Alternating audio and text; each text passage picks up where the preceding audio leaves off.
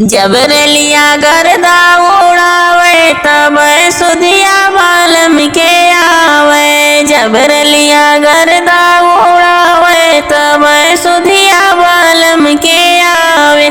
4 महीने वहाँ गर्मी के दिन वहाँ 4 महीने वहाँ गर्मी के दिन वहाँ जब केहू बेनिया डोलावे तब सुधिया बालम के आवे। जब केहू बेनिया डोलावे तब सुधिया बालम के आवे। जबरलिया गर्दा उड़ावे तब सुधिया बालम के आवे।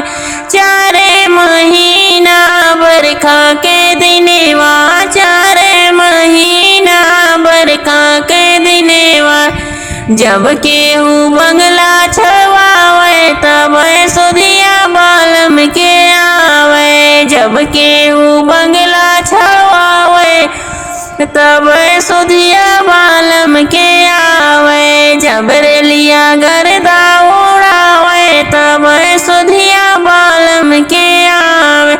4 महीने वहाँ ठंडी के दिनवा 4 महीने वहाँ जाड़ा के दिनवा जब केहू चदरा ओढ़ावे तब सुधिया बालम के आवे। जब केहू चदरा